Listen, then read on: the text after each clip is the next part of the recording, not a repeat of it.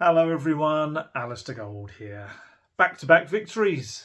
It's Tottenham, so it's not quite as simple as it sounds. There was mess, there was a sending off, there's a suspension, there's other aspects to it, a nasty head injury, but definitely back on track, it feels like, after those little kind of run of results. 5 games without a win, 4 defeats in there.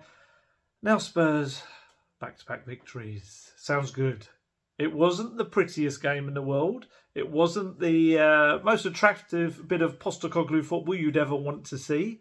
But do you know what? It was one of those games where even Postecoglou, you could tell afterwards, was like, no, I'm not going to complain about that. They got the job done. They got everything we needed to do done. They came away with the 3 points. And ultimately, let's not forget, those of you who joined me making that trip to Nottingham last season, just over a year ago, Carabao Cup, Spurs went to Forest and were absolutely horrendous. Lost 2-0, same scoreline. Honestly, dreadful. So yesterday, tough game.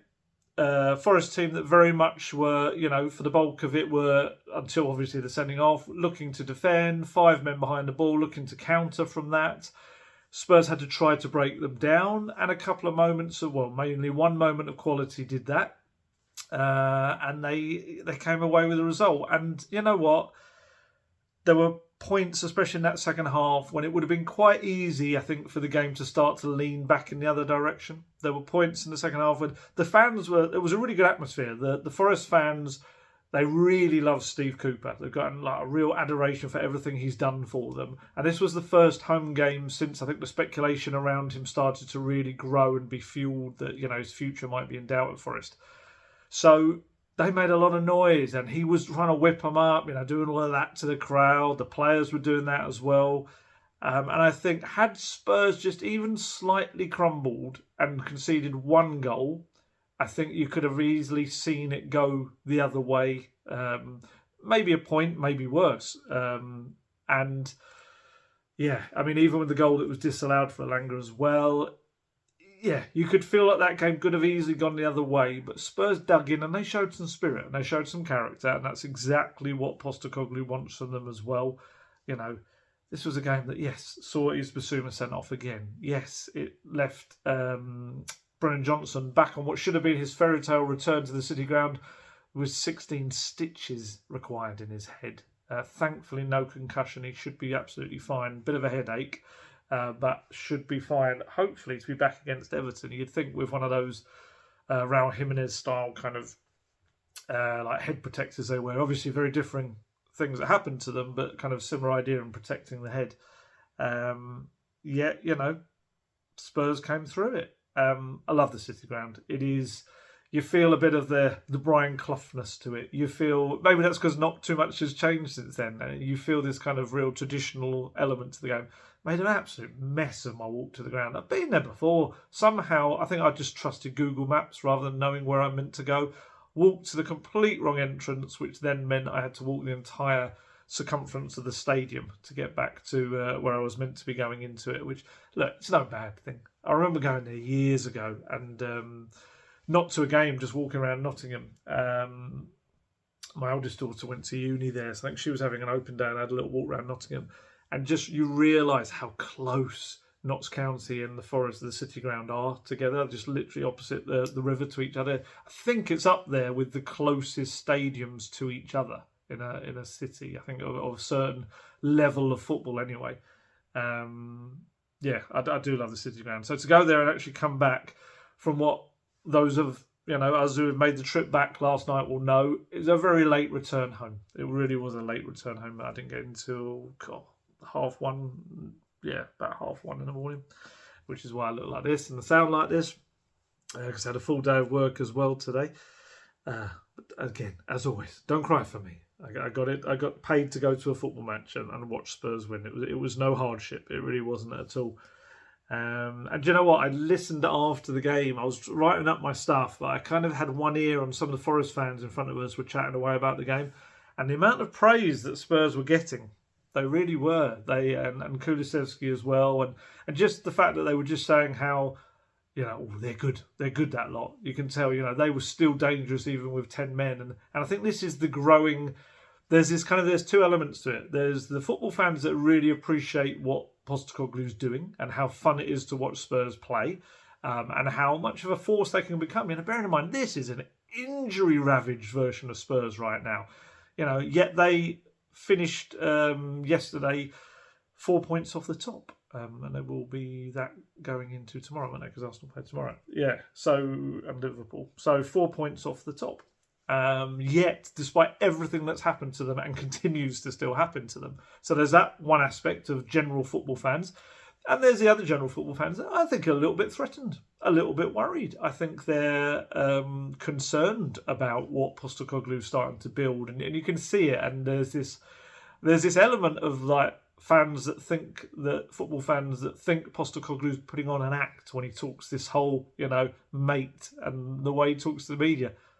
I can promise you, having already done, many, many press conferences under Postecoglou and been out in Australia and sat and chatted with him for almost an hour, it's not an act. That's Postecoglou. That is absolutely who he is. He enjoys having a little bit of a laugh. He's not going to get too close to you, not going to be too chatty, and just uses press conferences mainly as messages to put to the fans and stuff like that. It's not an act. It's not an act. It's almost like they want it to not be real. Oh, it's all an illusion. It's a facade. He just calls people mate for the act. It's not. He's an Australian guy. That's the way he talks. It's very funny seeing kind of the way they're struggling to process this. But it's good. Like I say, it's funny for us because, on the whole, Spurs are doing absolutely fine. Thank you very much. They really are. And this was another, again, not massively convincing attacking performance. But again, I think that was about the difficulty in the organisation of the opposition and how they'd set up. So to still come away, this is a classic kind of game, that Spurs, we would be having, I'd be doing one of these videos and we're talking about how, they let themselves down, they didn't break through, they didn't do this. They did it and they came away with a clean sheet. It was decent, it was. I've got the stats here, even with 10 men for almost half an hour. It was 28 minutes if you can count 8 minutes of added time. Spurs still had 67% of the possession, had 486 passes, Forest only had 179, and Spurs sent 6 shots on target to Forest only had a single one. Which was one that Harry Toffolo headed at goal, wasn't it? And Vicario pushed it off the line. Really good, actually, with his leg rather than a push. And Matt Turner had to make 4 saves in the opposite goal. Forest did send 14 shots on off target to Spurs 6. But I think mostly Spurs defence did really well at kind of keeping them at bay. There were a couple of little kind of loose moments from them, a few shots wide. They had that moment where the ball, I can't remember who had the shot now, hit the post and it kind of bounced off Vicario a little bit, fortunately, and went to safety. He's had a couple of those now, Vicario. They say you make your own luck, though, don't you? And he's been so good that presumably he's going to he's earned those little moments. But no, they were good. They were really good. And Postecoglou said afterwards, I was really pleased with both the result and the performance with the win tonight. It's a tough place to come, obviously. They're desperate for a result. They challenge you in different ways here. A lot of balls into the box, the throws and free kicks, and you have to deal with that. Yeah, long throws. They were lobbing it in from everywhere. For the most part, I thought we handled it really well. We still played decent football. Within that, created some good chances, scored some good goals, and we showed character and resilience, and I thought we handled it really well. That was in his presser. In his club interview, he said, really proud of the lads. We had to earn the win tonight. It was a tough game. They're obviously desperate for results here, and it's not an easy place to come. They test you in ways other teams don't. A lot of throws into the box. I knew every time I look across there, I know I'm going to lose exactly where I am. Lots of throws into the box and other things we had to deal with, kind of keeping an eye on. Not that it matters massively for you guys, but for me more, I'm keeping an eye on some of the scorelines in the various football matches going on. Just in case it impacts anything of what I'm going to say. Lots of throws into the box and other things we had to deal with. I thought we handled it really well and still played some decent football at times, created some really good chances and scored 2 good goals. I think there's plenty for us to take a hold of in that performance in terms of the character and the courage the players showed. We lose another couple of players now, with Destiny out for next week, and Biss will be out for quite a while, so that's disappointing. But we've had to deal with these things all year, so we'll just get on with it. On the travelling fans, obviously, did their usual. Players and Postecoglou went over and thanked them for their support. He said the fans have been brilliant. They've been behind us the whole time, and especially away games. It's a hell of a commitment for everyone to get down here on a Friday night. And they're not going to get home until late, but I'm sure they'll get home smiling. Yes, they did, and so did I. Knackered, but smiling. So yeah, I mean, you look at the Premier League table, which obviously is kind of slightly altered today, but in the main, it's still kind of that top 5 pack is up there. Let me just have a little look on how it's looking today. Premier League table, just in case it's changed ever so slightly from what I had. Yeah, I mean, obviously, City have have they? This is a trouble. This is what I mean. You're kind of seeing some of the other stuff that's going on in the background. Let me have a little look. Sorry, not very professional, but it is. It's because things are changing in the background, and I don't want to give you anything that's incorrect in terms of the table. Awful about Tom Lockyer as well. I hope he's okay. Saw that Bournemouth Luton abandoned before I started this as well.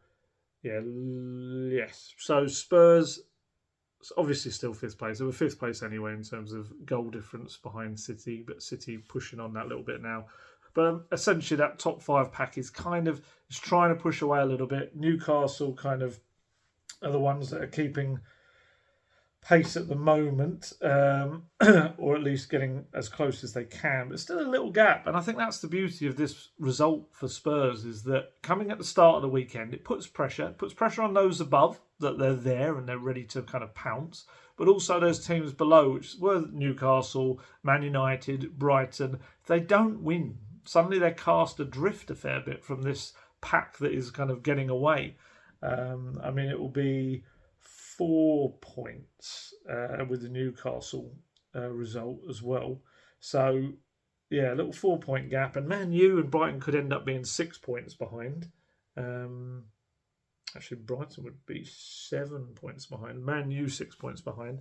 So, yeah, it all kind of plays its part in just pushing Spurs into that little, I'll say, elite group, because you can easily fall out of it. But just those ones that are kind of vying for the Champions League spots and maybe something more. There's a nice little quote in midweek about, Ange was asked about that 5th place spot and whether he was annoyed that United and Newcastle going out of Champions League does, slightly lessen the chances of England getting the top 5 being an extra Champions League spot, a new, revamped, bigger competition next season. And he went, not really, mate. I'm not aiming for 5th place.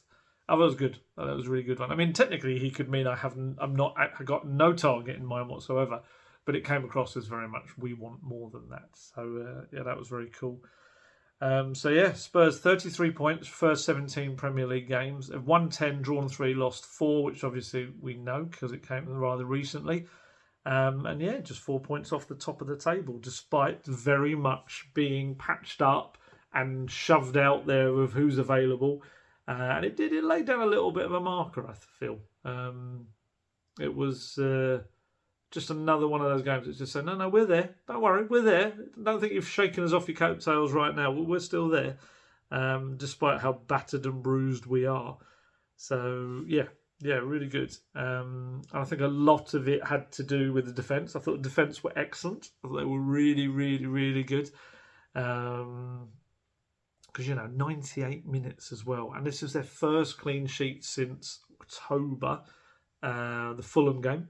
They've had a few kind of close run things since where, they really should have picked up a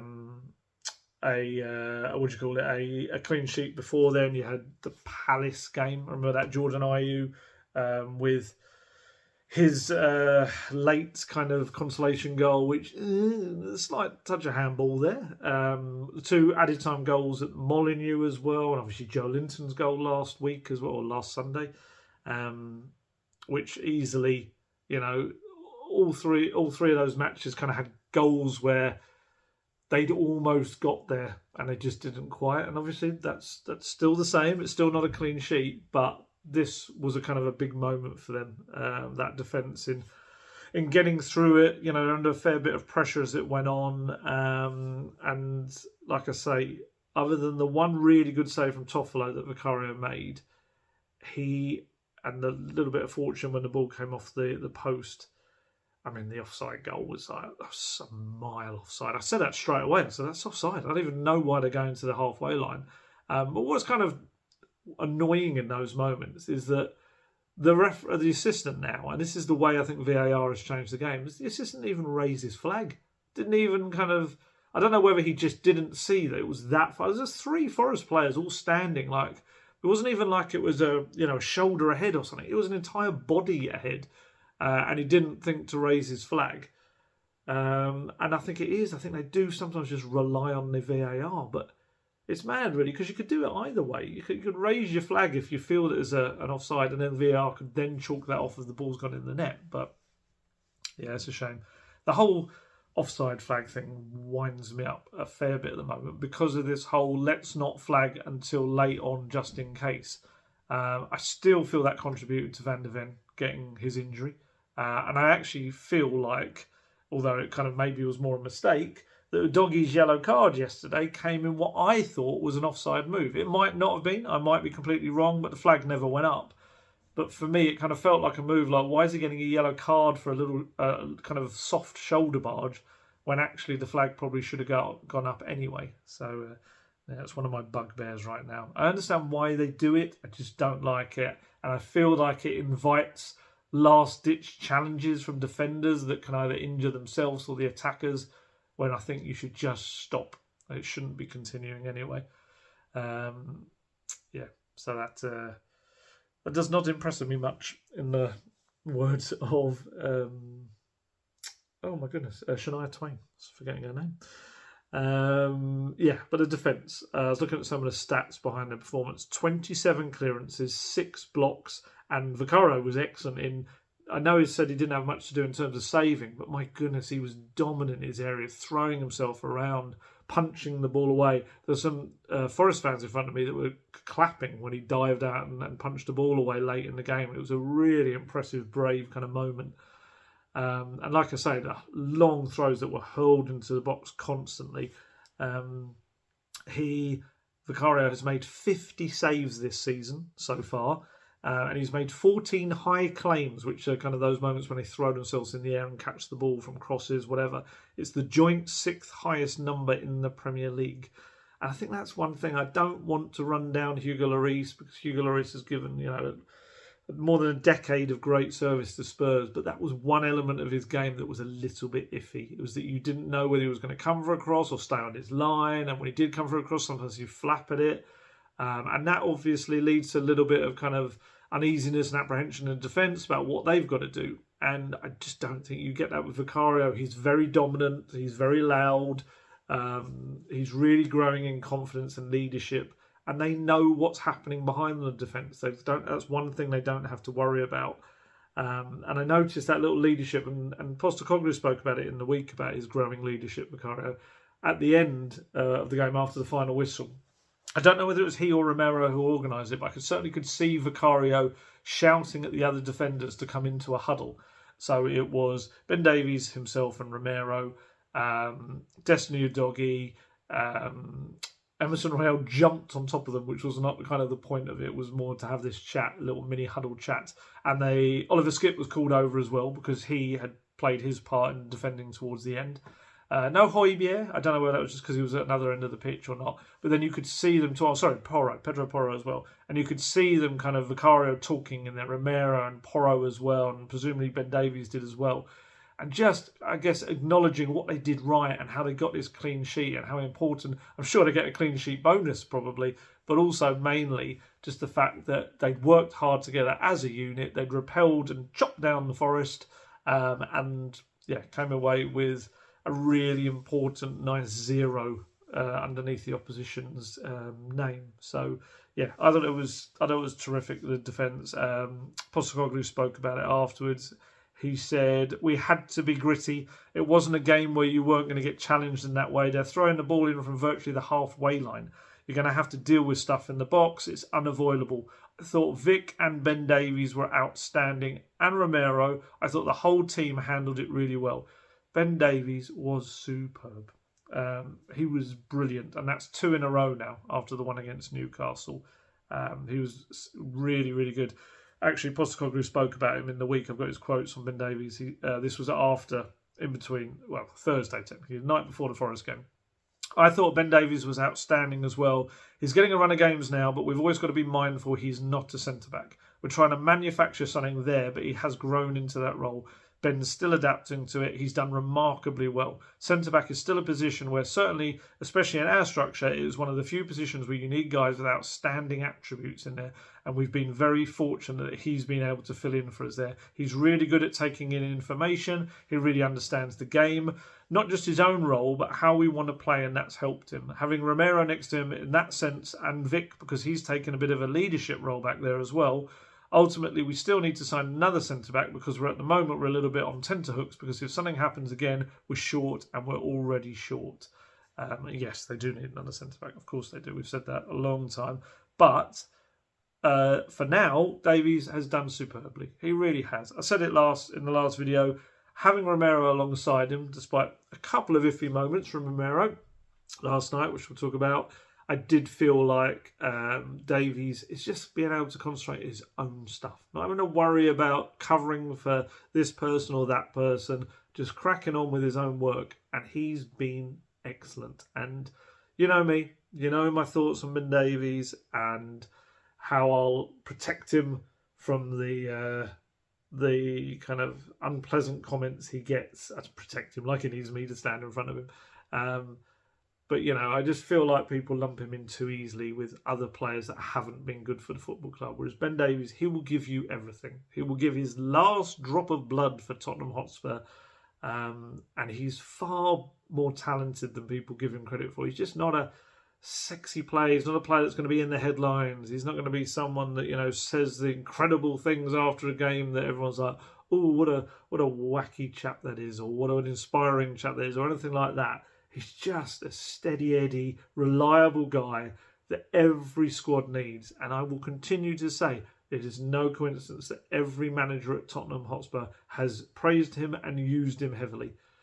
This ridiculous thing that sometimes people kind of claim, like Daniel Levy makes every manager play him. It doesn't work like that. There's no logic to that, especially with the kind of managers that we talk about and, their strong-willed nature. It doesn't happen like that. He's just always there for Spurs when they need him. He'll make the odd mistake. The odd thing will get past him because he's not the speediest player in the world, as many defenders will find when there's a pacey winger up against them. But on the whole, he's there for Spurs. And I just think that's such an underrated quality. It really is. I've got his stats here. He made 6 clearances, which was higher than anyone else on the Spurs team. I think only one of the Forest players got 7. He also made 2 tackles, blocked 1 shot. He won 7 ground duels, won 4 aerial duels, and he made 3 ball recoveries. He also had more of the ball than anyone else on the pitch. He made 118 touches, made 102 passes with 92.2% of them finding their target, including 7 of his 10 long balls. He was excellent. He was really, really good. And I'm delighted to see him getting some praise right now because I know what will happen. You've got to kind of take it as it comes because he could have a run of 5 superb games in a row and something will go wrong for him in one of the games and everyone will say, or not everyone, but a bulk of people will say, oh, rubbish, Ben Davies, not good enough for Tottenham Hotspur. It's just the way it is. Mark my words. I thought he was excellent. I thought Romero, in his defensive work, we'll talk about his discipline in a little mo, but his defensive work, 5 clearances, 2 tackles, and he blocked 2 shots. Porro, again, continuing to improve his defensive side of his game. 3 interceptions, 2 tackles, 4 clearances. I thought even Destiny Doggy, after picking up that yellow card, which obviously means he misses the Everton game, I thought he kind of put that... he put that kind of behind him. the disappointment of that. And I thought he actually played really well after that as part of that unit. 3 tackles, 1 clearance, and he blocked 1 Forest shot as well. I thought Pat Matassar, actually, after a very shaky start, he didn't look good in the early kind of 15 minutes. He kept giving the ball away and kind of around the Spurs box. And it wasn't like they were like those kind of passes that Postecoglou wants them to play. They were just sloppy passes. They weren't really heading towards anyone in particular. Or anyone close anyway. So, yeah, put Spurs in a couple of issues. Actually, Romero bailed him out with one of them, putting a really strong challenge to stop them getting through. But after that, I thought Sarr did well as the game wore on. Won 3 aerial challenges, won 7 duels, made 5 clearances and 1 tackle. So he did well. And I actually thought Oliver Skipp came in. I thought he started off a little bit wobbly. Took a while to get into the rhythm of the game, which is entirely understandable because the poor guy has barely played. He's just kind of had these little snippets of game time throughout the season, coming off the bench. Yesterday was the most minutes he's had in the Premier League since the opening day against Brentford. And he looks like a player who is trying to play catch up with the game because he just hasn't got that rhythm to him. But I felt as the game wore on, he got kind of more and more into it. And like I said earlier, was quite played his part in the defensive efforts, and that was why I think he was called into that huddle as well. Had that late burst up the pitch as well, and you could just see he just kind of, what do I do with this? And you could see Sarr, and he tried to pull it across, and it wasn't quite enough to get there. And this is the thing I think with Skippy that just kind of I feel sorry for him the most is he's just not number 8. And every time he's being used as a number 8. He's never had an opportunity to play as a number 6. And I really genuinely think that's his role. And I saw him away on loan playing in that role, and he was excellent, combined with a little bit of box-to-box play as well. But also, under Conte as well, he played very well in kind of a deeper position. So you would think that he might be hoping that because he came on ahead of Højbjerg yesterday, that maybe if Bissouma, we know is now going to be out for a considerable amount of time, that maybe Skipp gets a chance against Everton. I just don't know if I can see it. I think Postecoglou would probably go with the experience of Højbjerg against the nous of Everton and Sean Dyche. But I'd love to see Skipp get a chance there because I just feel like everyone judges him now on him trying to play as a number 8. And like I said, I'm sure people have seen the early stages of him coming on and thinking, players are running past him. And they did. He did take a little while to settle into the game. But I just thought as it went on, you kind of saw him look that little bit sharper and adjusted to the way the game was going. And I think as a number 6, he would do the job required of him and let the attacking players do theirs. But like I say, I think Højbjerg will probably get that gig. I think the defence were excellent. I think they really should be kind of proud of themselves. You can tell Postecoglou was proud of them. And it's really important right now, I think, with the defensive absences that there are, to be able to have a defence slightly makeshift. It's got 3 out of the 4 that you'd probably expect to start in there, but kind of they've adjusted really well. And with Ben Davies, I feel like I was having this a reply to someone on Twitter because I'd put the Postecoglou quotes that I read you earlier about him, adapting to this new role as a centre-back this season. And someone underneath, and I understand where they're coming from, they said, but he's been playing as a centre-back for years. And I replied underneath saying, yeah, but being a centre-back on the left of a back 3 is such an entirely different version of a centre-back to a centre-back in a 2. Because as the left of a back 3, you're kind of essentially still a full-back. You've got to have certain centre-back,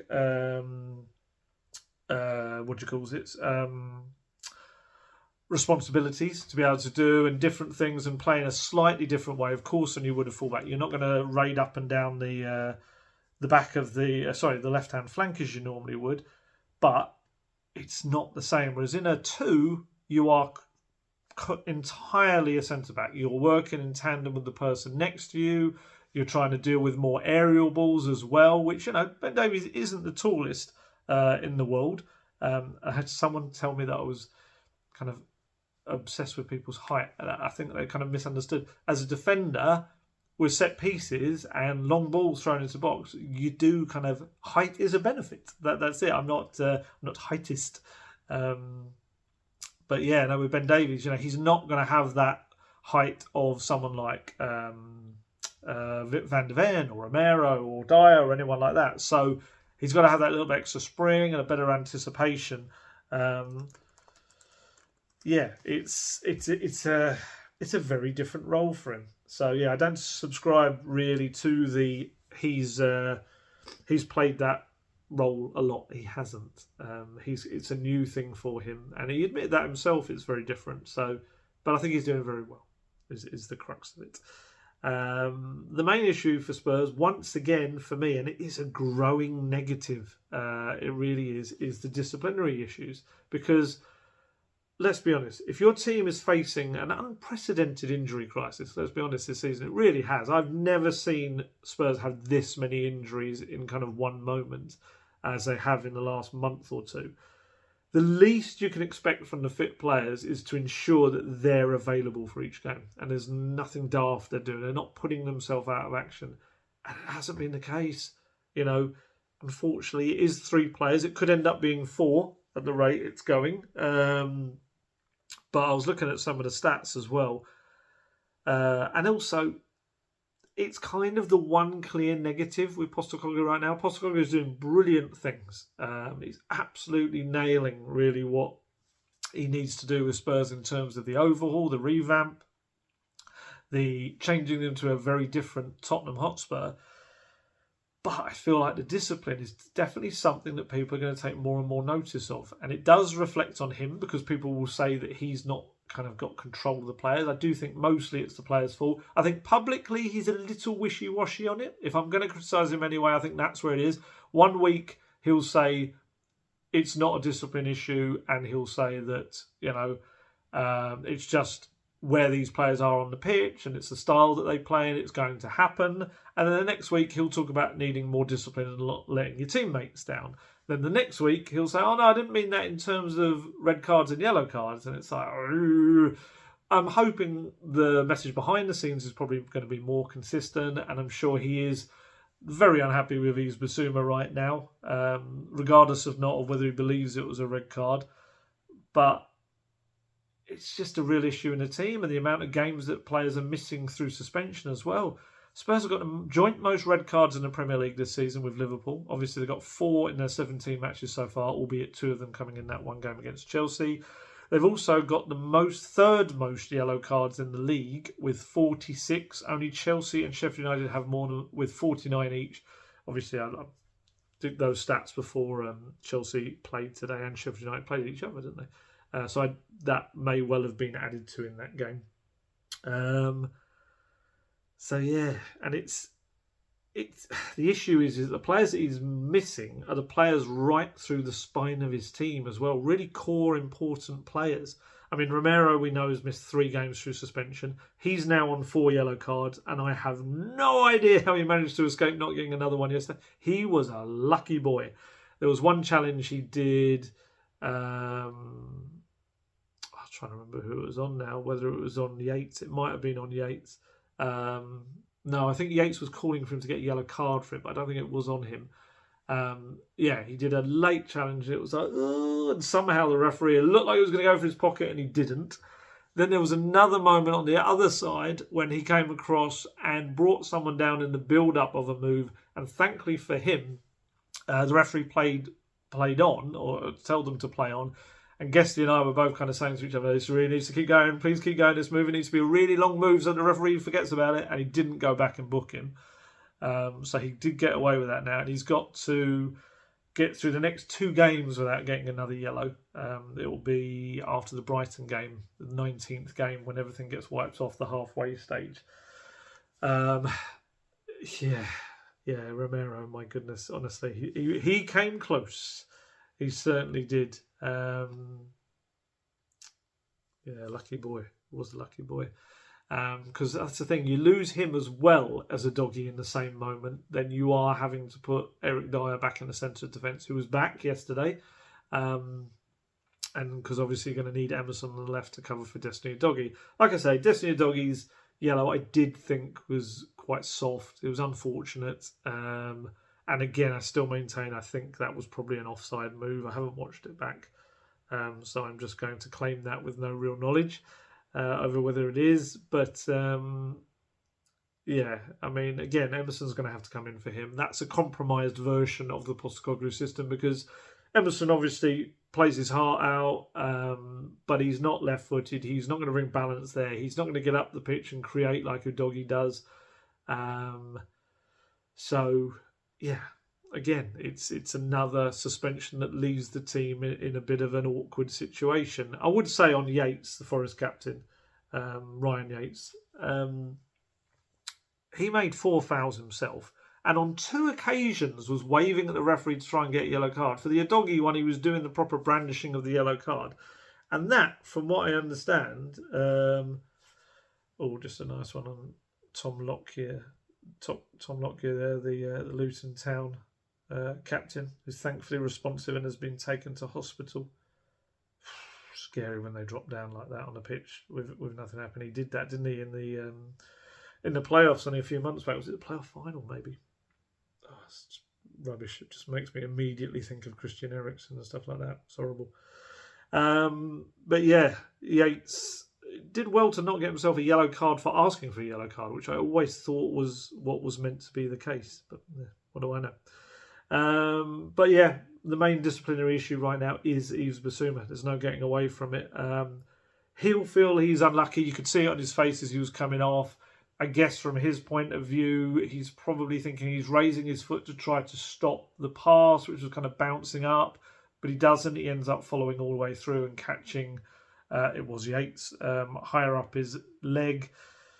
Look, I appreciate, got some quotes from Postecoglou, and I understand what he's trying to say, and I do agree that we zoom in on challenges and watch them in slow-mo and we all wince and it kind of takes out the context of actually how it happened. He said, I think they slowed it down and they saw what they saw and we have to cop it. The suspension, it's an issue, but it's not so much discipline. Tonight, like I say, I haven't seen a slowed-down version, but it's just a desperate lunge more than anything malicious. The guys are having to adapt to learn to play our football without crossing a line, but I love the commitment they showed. Unfortunately, we paid a price because it's not just this game. He obviously misses a big chunk of football, but it is what it is. And that's the problem with Bissouma.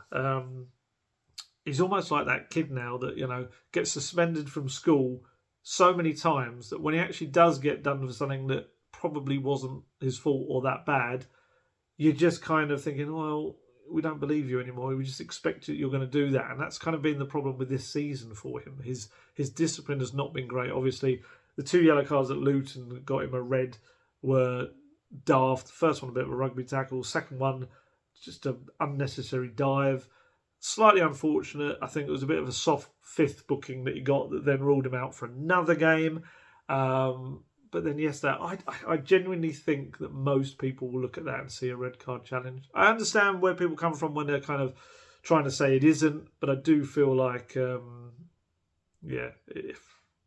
was for me. I didn't have too many complaints on seeing it in real time or in the slow-mo. And because it's his second red card, he's going to miss 4 matches, which includes the FA Cup game as well. So that's 4 games for that. 1 game earlier, so that's 6 games in total that he's missed through suspension. So if you add on top of that he's now going to the Africa Cup of Nations next month.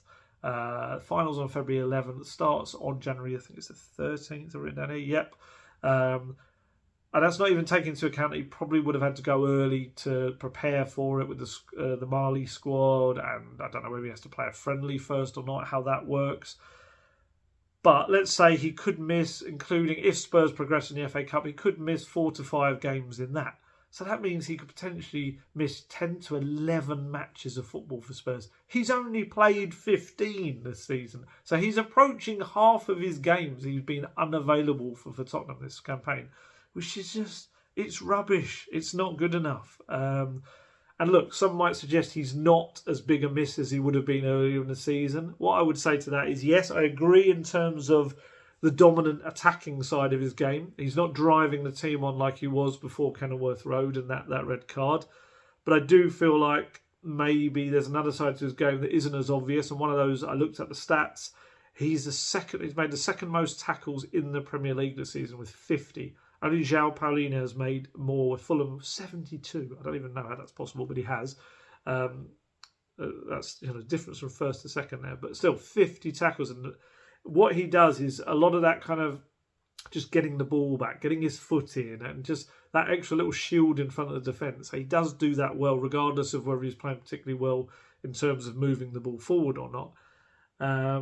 But it's just poor. It really is. And especially as Postecoglou had that chat with him right at the start of the season and asked him and said to him that I believe you can become one of the more influential players here. I feel like the young ones look up to you and it's your opportunity now to really set the tone, set the example.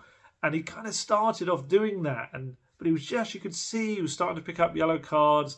I said before, I asked Postecoglou about it, he kind of played it down, said it's about the position he plays in. And now we're at the situation where he's on his third suspension of the season. We're not even halfway through yet. And Spurs, he's now going to be out till February. And I'm intrigued to see how it works, because if he was to miss that FA Cup game against Burnley anyway, if he was called up to international duty, I think technically, if you're unavailable anyway because you're playing international, I don't think the red card, the suspension counts. It would naturally carry over. I'm sure there's some way they'll work it so that it will be that Spurs would play that game. Wait a minute, is that 4? Well, no, 4 games would be the Man U game anyway, wouldn't it? Let me have a look. Am I going mad? That would be the 3rd game, the Burnley one, wouldn't it? I've got it right here. Oh, sorry, I'm forgetting Everton. Of course I'm not Everton, I'm forgetting Bournemouth. So yeah, so the FA Cup game would be the 5th. So I wonder whether they do some kind of, not understanding, but he would have gone on the 6th of January, let's say.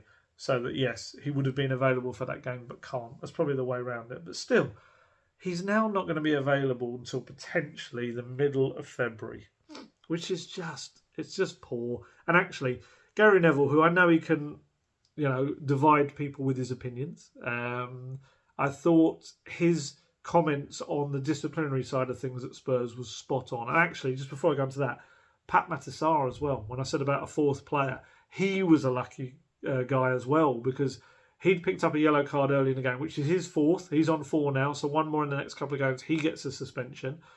But what happened right at the end, that chance when I said Skippy ran through, played the ball across, Sarr went and ran across and just unnecessarily kind of hacked into the Forest player. Not hacked into, I'm trying to remember. It was a pointless challenge that kind of sent him over.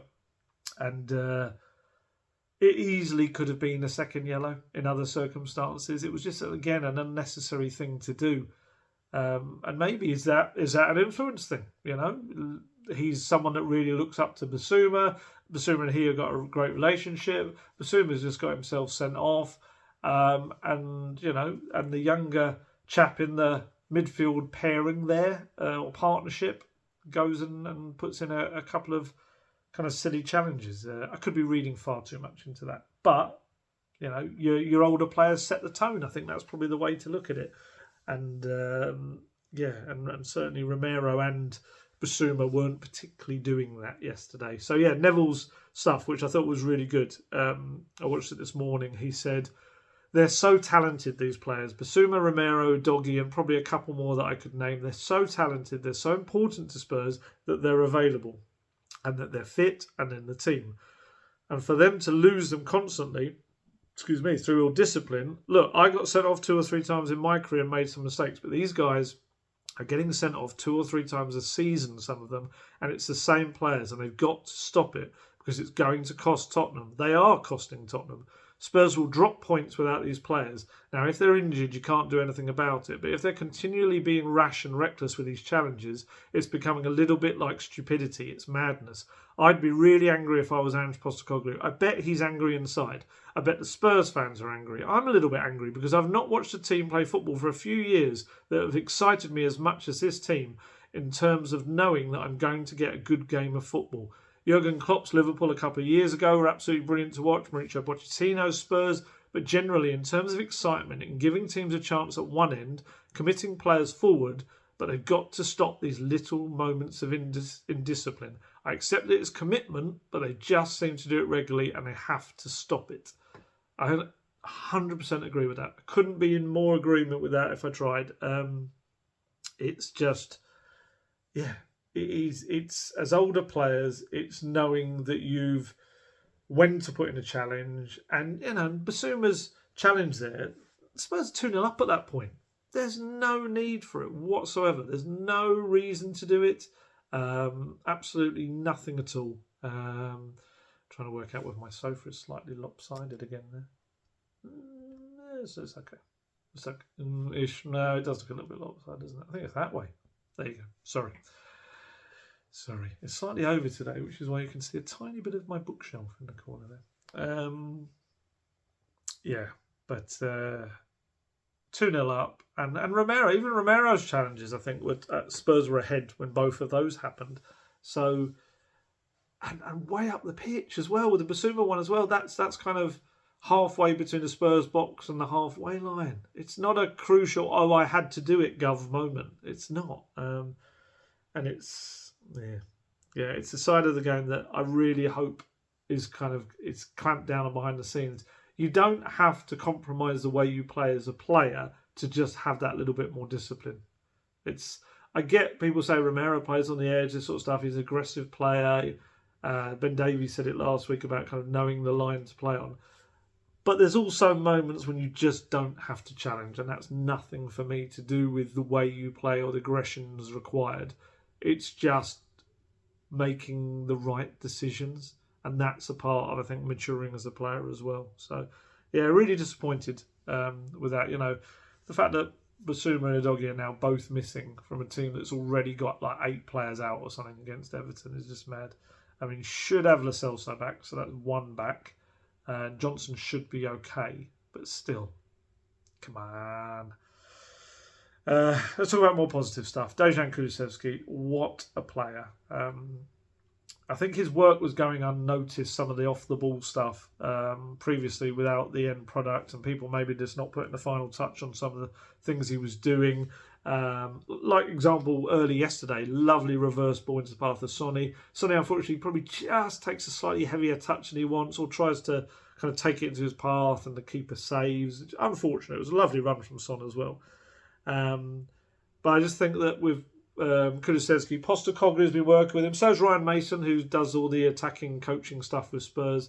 And I kind of feel like they've been really pushing him to get into more dangerous positions, not only as a goal scorer, but also to deliver the ball from. And not just always do the cut inside and have a shot. He did cut inside and put in a beautiful ball to Richarlison. That was just delightful ball to Richarlison, who headed it in wonderfully as well. But I think you're now starting to see the results of this extra work they're doing with him. He's got 3 goals and 2 assists in the past 7 matches. And like I say, that cross was lovely, and he did well to kind of react quite quickly to Turner's horrendous kick out for the second goal, which was absolutely came from Sonny's aggressive pressing. Did really well to force him into that, and then Kulusevski smashes that ball back at the keeper, and just to compound his area, kind of pushes it into his own net. Kulusevski's stats. He doesn't want scat. Is that? This I don't know. Isn't that something to do with like animals in the wild's feces or something? I don't know how I managed to get there. Stats. 3 shots on target, 3 key passes. He went on 2 dribbles, made 2 tackles, and that's all the while starting in a deeper role, then moving back to the right, then going up front for a spell at the end as the lone kind of battering ram striker. And the irony is he's playing really well whenever called upon in the deeper role, but actually his goals and assists are pretty much always coming from when he's pushed up further and back into his winger role.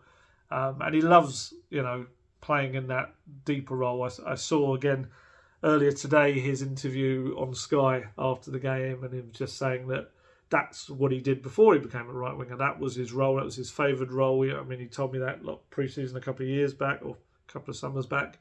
And he said in that Sky interview as well, if he could choose to play any kind of football, it's the Ange Postecoglou style of football, which is lovely. It just shows the growing relationship between the two. And yeah, Postecoglou had loads of praise for him. He said he's been brilliant. He's played in multiple positions for us. He started off in the middle today, and I thought he looked really good and causing problems. But obviously, because of Brennan going off, we had to put him back wide. And again, he showed the quality. He's improving all the time. We've been on him. He's improving all the time. We've been on him about becoming more of a goal threat, and he's taken out on board, and he's getting into much more dangerous positions, and he's getting the rewards. Yeah, I mean, he's only 23. There's so much more to work on. He's got this stat at the moment where he's third highest in the league for being dispossessed, 37 times. Only Jordan Ayew, 48, and Dominic Solanke, 45 and more. Again, that might be more after today's games. I did that all late last night into the early morning. And, you know, Kulusevski may well say, well, I'm getting dispossessed because I'm trying to make things happen. I'm trying to dribble up the pitch. I'm trying to get away from danger. It's going to happen. So, it's there's no doubting the form he's in right now. He's excellent, right? I've always thought he's an excellent player. I always kind of stood up for him while he was, people taking pops at him. And again, sorry for using the phrase again, take him out of the team. It looks worse for it. I've always said that. And he was asked after the game about kind of his form right now. He said, it's going good. These last few weeks, I feel like my real level. Playing like myself, it's just happiness. I'm just calm and having fun, and that's what it's all about. So happy to score, happy to assist, and continue playing football for this club. I have to keep going and going because that's what the best players do. They do it every week, so this is the next step. I showed my level, but I have to do it every week. And on the team, he said it was a strong performance. From the first minute we controlled the game. It was hard to score, but we created some chances. We just had to remain calm and keep moving the ball, and we scored a wonderful first goal with Richie, a beautiful goal. In the second half, they came out strong with the energy, and it's not easy to play, but then I got the second goal, and it makes everything easier. Unfortunately, we got a red card, and after that, you have to show character, you have to be strong and win tackles, defend well, and be with each other. We didn't concede a goal, so really good and happy with that performance. You've got to be strong in everything. It doesn't matter what happens, it's your attitude that matters. Always stay calm. After the red card, we screamed at the boys to just stay calm. I should love that. Stay calm! Why won't you stay calm? I love that. It's just the irony of someone screaming at someone to stay calm. We screamed at the boys to stay calm and play our game, and we can handle it. That's what we did. And another lovely moment for him was that with his goal, after doing his usual LeBron James silencer celebration, it's the putting the hands down and kind of stomping the feet. He grabbed the ball, put it under his shirt to do the old pregnancy celebration, which his partner is is expecting their first child. Decky's going to become a dad. Daddy Decky. That sounds weird. Won't ever say that again, hopefully. I won't. I'm sure his partner can call him Daddy Decky as much as... I've just said it again. Reminds me of Daddy Davies. Was it Daddy Davies? I can't remember what it was. But one of the funniest and strangest videos from a Spurs pre-season tour, whatever. But yeah, Kulusevski is going to be a dad, so fantastic news for him. He spoke about that after the game. He said, my girlfriend didn't want me to do the celebration away from home, so she's going to kill me when I get home. But I feel like you never know when you're going to score. You've got to do it, and I hope she's happy because I did a heart for her. He did actually with his fingers as well, like the Gareth Bale thing. It said, we're so happy. Honestly, it's the best thing in life, and we cannot wait. The time goes slow. It's expected in April, so the best month, of course, the month of my birthday. So yeah, congratulations to Dejan Kulusevski and his partner, his girlfriend. Richarlison, great for him. Goals in back-to-back games, first time for Spurs that's happened. Back to his usual headed goals. That's 6 out of 8 goals for Spurs, I think now, from his head. Lovely header, though, honestly. It was so brave, dominating, towering header. Absolutely perfect execution. So good. And yeah, he looks more confident. He looks freer in his movement. He didn't get many chances yesterday. I think the only other thing I can remember was a block shot for him on the edge of the box. But he's in a good place right now, which is great. His stats are, I was surprised at kind of how they're starting to mount up. 5 goals and 3 assists in 15 matches. I think I did his stats last week and I forgot to include the goal against Fulham in the Carabao Cup. So yeah, 5 goals and 3 assists in 15 matches. So that's 8 goal involvements in 15 games. So more than half of his games, or more than every other game, I suppose, is the best way to average it out. And that's better, isn't it? He's a £60 million signing. We know he's got to start showing that that's what he is. And I think getting towards those numbers is quite important, really. And it's, just showing why Spurs spent all that money on him, really. His Postecoglou quotes for you. Richie's been good, and he was good again tonight. Not an easy game. We weren't going to get a lot of space back there. His impact is in the box. It was a great ball by Decky, and that's what Richie's really good at. His timing in the air, his ability to get the ball in the back of the net in those kind of situations was vital for us tonight. I think he's in a better space physically and mentally. As I said during the week, it was hard for him, but he soldiered on. At the same time, he knows that people will be assuming if he's out there, then you're going to perform at a certain level and you can't make excuses. He's definitely feeling a lot better about himself physically and mentally now. And for a striker, scoring goals is obviously important. But just his general all-round play has been really good for us in the last couple of weeks. Another good positive performance from Richarlison. I thought Son was unfortunate. He just didn't get a lot of the ball as he did against Newcastle. Wasn't able to be as devastating as he normally is. But he still had that early chance with a great bit of movement and probably would have felt he would have wanted to do better. Of course he was. He's a perfectionist. Like I said, big part to play in the second goal as well with his really aggressive pressing up there. Brennan Johnson obviously didn't have much game time. He did have a shot that he prodded at goal that Turner turned around, which I think led to Davies heading over from a corner, I think, if I remember correctly. And then took that nasty whack to the head. We could tell straight away from the press area that it was something quite serious because all of the Forest players as well started to turn around and wave to the bench, as did the Spurs players. So you just kind of hope that it's nothing, truly horrendous, of course. But still, nasty cut, 16 stitches in his head, like I said. It was a concussion sub, but that doesn't automatically mean they go into the protocol for concussion. They still do the tests and everything afterwards, and he was found not to have it. I asked Postecoglou about him afterwards. He said he should be okay. He's just got a nasty cut to his head. Nothing that should keep him out. No concussion, just a cut on his head.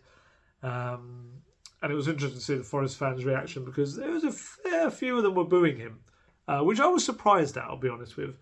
I know fans always feel betrayed when a player leaves their club and everything, but with Brennan Johnson, hometown boy, helped them get promoted to the Premier League with his goals and assists, helped them stay in the Premier League as well. And then this summer, the chance to kind of bring almost £50 million into their club for a guy who felt he was ready to just then step up to the next level, which I think performances have shown that he is. Yeah, they were booing him, and I was quite surprised at that. I did feel a little bit like, oh, that's disappointing. I kind of thought he'd get quite a good reception. But obviously things change in a moment like that, and so as soon as they could see it was quite serious and he got taken off and he had holding a thing against his head, he got a standing ovation. He was singing one of our own, and and I think even the club tweeted out something quite nice about it as well. And yeah, it's just kind of funny. Maybe it was because they knew he couldn't score against them. I don't know. I'd like to just think that they realised in that moment, oh, actually, he was quite a special player for us, an important part of our kind of recent history as well. It worried them when he saw him go down like that as well. So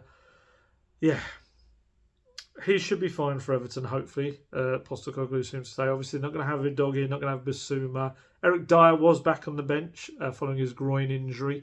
There's a little part of me that kind of feels bad for him in the aspect of Postecoglou has been asked repeatedly, and again the day before the match about players coming back, and he went, no one else, no one back till early next year, and just clearly had forgotten Eric Dyer exists, which is not good for Eric Dyer, and I think perhaps suggests how the remainder of the season is going to be for him if he does stick around at Spurs. And then you've got everyone else now. We're just waiting for them all to kind of filter back over the next month to 2 months. From what I understand, Mickey van der Ven is a bit ahead of James Maddison in the race to get back. Obviously, very different injuries. One a hamstring injury, one an ankle one with Maddison. But yeah, from what I understand, Van der Ven has started to do a little bit of kind of running outside, which is good. That's the first major steps, I think, to getting out there. But don't kind of mistake that for, he'll be there next week, cue him being there against Everton. Because they're going to want to be so sure before they even get into group training, let alone getting anywhere near a matchday squad, that there's no chance of a reoccurrence. You do not want Van der Ven pulling that hamstring again. You do not want James Maddison doing whatever he did to his ankle again. There's just, you couldn't even countenance what that would be like. To lose them both again for 2 to 3 months would be horrendous. That'd be almost season over. So you've got to be careful. And I think the fact that you've got the Burnley home game in the Cup, a Burnley team that you'd hope will have other things on their mind in the Premier League,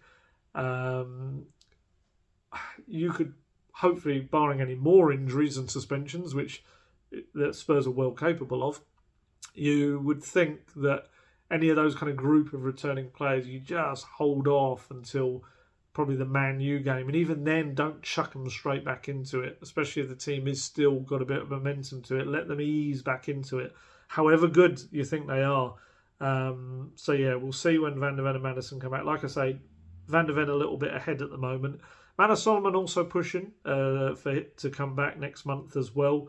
His knee surgery, seen lots of him obviously doing his gym work and starting to put more and more weight on it and pressure on it and work it without pushing it too hard.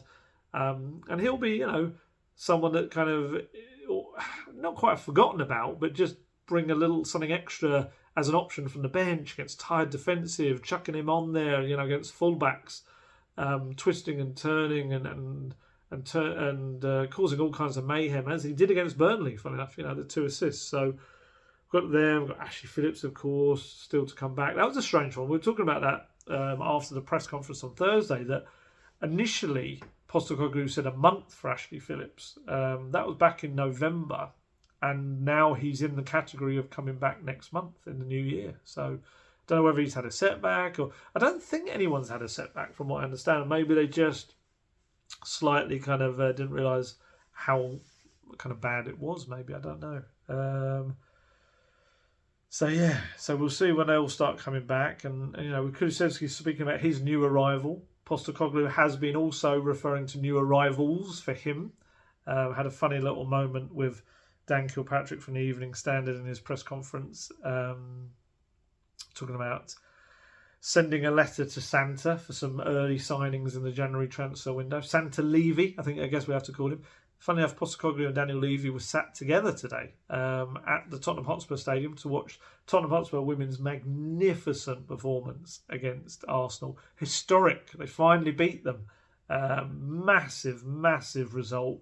They were brilliant. Look, they're back to the wall a bit, but the defending was brilliant. I was fortunate enough, last week to have a chat with Molly Bartrip and Ashley Neville among the defenders. So watching them absolutely defend like soldiers was just amazing from both of them. Kit Graham I interviewed as well. She also was playing in a bit of a deeper role as well, because Beth England was back. And it was Martha Thomas scored. It was just a brilliant goal from the back all the way to the front. It was very much, Robert Villaham's trying to bring that style of football anyway to the club, but if you're someone that hasn't watched much of the women's team play, it was Postecoglou-esque. It was beautiful football. It really was lovely. But it wasn't Ange ball. It was Villa ball. I don't know. Is that Rob ball? I'm not entirely sure how you'd do that. Villa handball. That sounds like handball. But yeah, brilliant game. 1-0 win, massive for them. That statement win for them. The confidence. They won at Man City. Was it last season or the season before?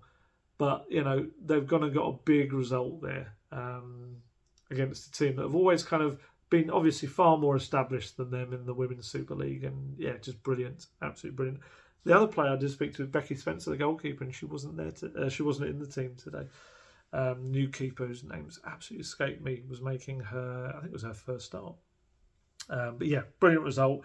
Ange was there, sat right behind the dugouts in like the Tunnel Club seats with Daniel Levy. And you would imagine there was one point I saw that Daniel Levy was on his phone. You start to kind of, your mind wanders and just wonder whether, was Postecoglou, was he saying, yeah, so I want this player, if you can make that happen, please. And he was like, looking at the delivery options for them. But no, he was quite funny with Dan.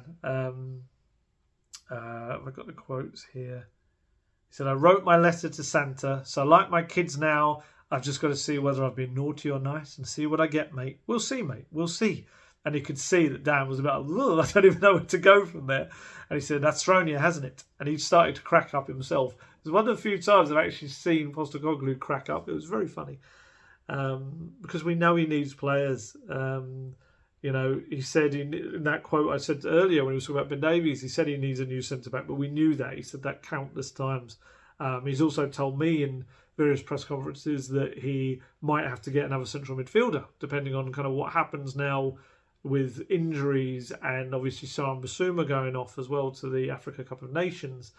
And obviously you've got Sonny going to the Asian Cup as well. So he also said to me, looking at more creativity in the attack, and you need another goal scorer. You've got Richarlison back and in form, but that's a lot of pressure on one player to stay fit throughout that time. I mean, in the Premier League, you're lucky in a way that in that time that the international competitions are going on, that they've got that little mini winter break, so there's a weekend off.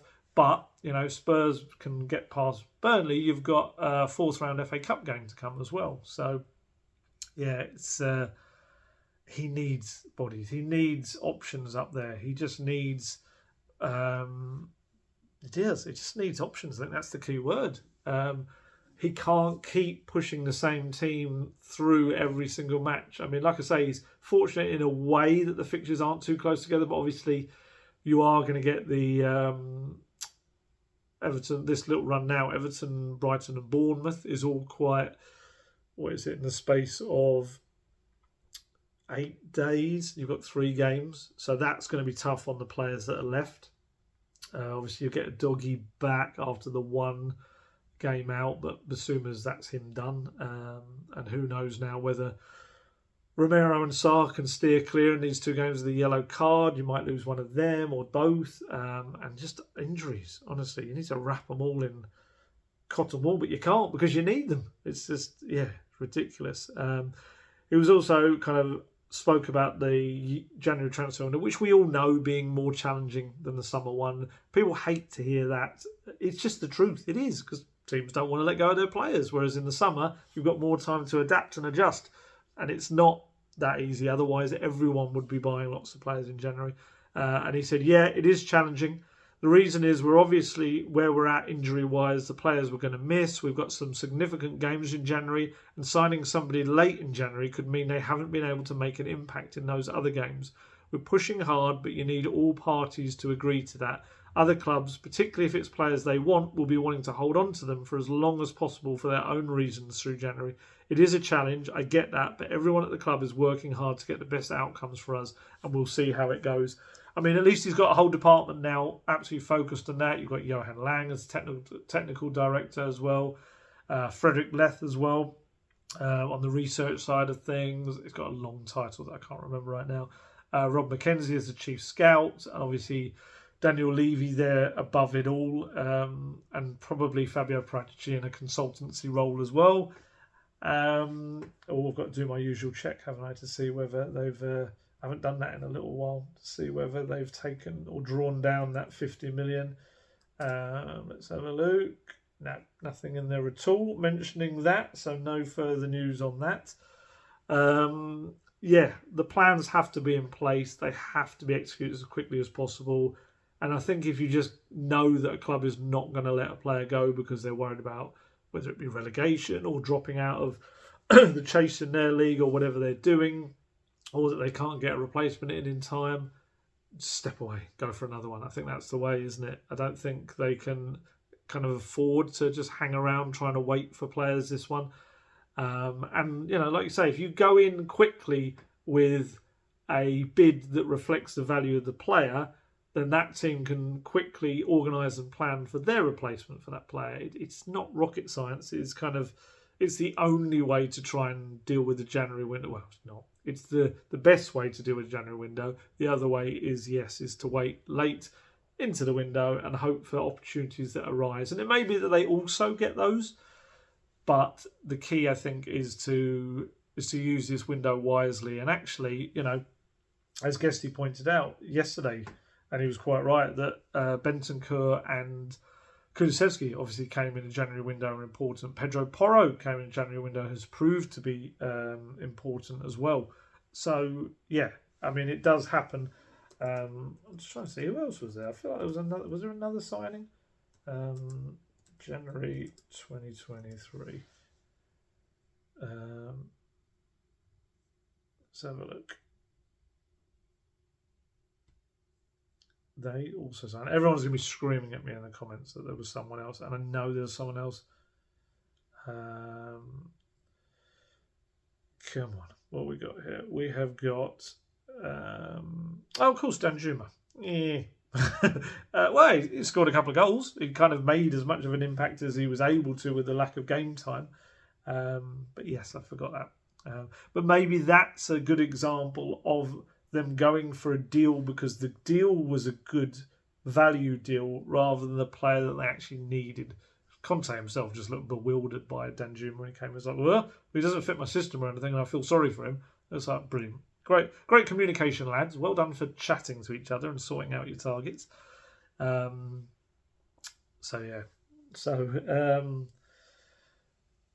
we'll put Danjuma to one side in that respect. Not a reflection of him as a player, but as in some pretty poor planning there. But certainly, I think you can think of Porro, especially what we've got now, and Bentancur and Kulusevski, great examples. Stephen Bergwijn came in. He was January 1. He made an impact. Lucas Moura made an impact as that season went on. He was a January 1. Jedson Fernandez, January, not so much. But, a highly regarded player. I think he's still in Turkey right now, isn't he? Working his way around various Turkish clubs. But yeah, it can be a key window if you do it in the right way. And I think it's quite important that Postecoglou is pushing that publicly as well. It puts a little bit more pressure on the Spurs to maybe just stop up that little bit of extra cash rather than trying to let it string out a little bit longer. And that's good. I think that is a good thing as well. So, I think the key thing now really is for Spurs is just build on everything that Postecoglou's done. He's done so much in such a remarkably short amount of time, really. And he's been pleased with it as well. He did a little bit to Sky afterwards. They spoke about the amount of time it's taken him to make the team look like his team, at least, if not perfect, but at least resemble a Postecoglou team. And he said, I never put a timeline to it, but when you start pre-season, I think a few people have mentioned it, they saw our first pre-season game against West Ham, which was only 3 weeks in. You could already see the players were starting to embrace it. And I was there in Perth. I was fortunate enough to see that. It was immediately, you could tell it's a different kind of football. He said, now I think because it's such a big change from last year, maybe the players were really receptive to it and they had an open mind. There wasn't, and I didn't feel like there was any sort of resistance in the room.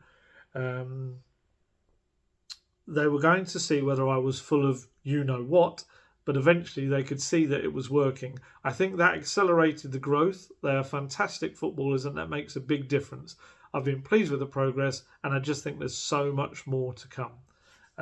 He was asked about Chris Davies as well. No real update on that at the moment, although the way Postecoglou was speaking, I do wonder whether potentially maybe something happens that I don't know. He was kind of just saying they're going to find out a resolution to it in the next few days. Essentially, I think it's a great opportunity for him if it does come about, because I do think it suits his style of football perfectly. But I do think also, he's enjoyed his time under Postecoglou, who's a kind of a kindred spirit in the way they look at football. We'll see what happens with that. But I do think we'll get a resolution quite soon on that, the way things seem to be been spoken about Chris Davies, who's made a big impact inside the club. And yeah, I think the key thing now is Postecoglou. He is Spurs' biggest selling point. He is the guy that, I think you use him to sell, the club to potential transfer targets. You say, look at what the players are saying about him. Look at the football, watch the games, but look at what people like Kulusevski saying, like, he's, probably never enjoyed football as much as he has right now. This is the kind of football he wants to play. And I think that other players will want to be a part of that. And especially with the lack of kind of options that Spurs have right now, they're probably going to get a fair bit of game time in the early weeks especially. And then it's up to them to kind of push for their places, really. And like I say, Postecoglou is Spurs' biggest selling point right now. And you need to use that in order to give him what he needs. So, yeah, massive, really. Massive few... a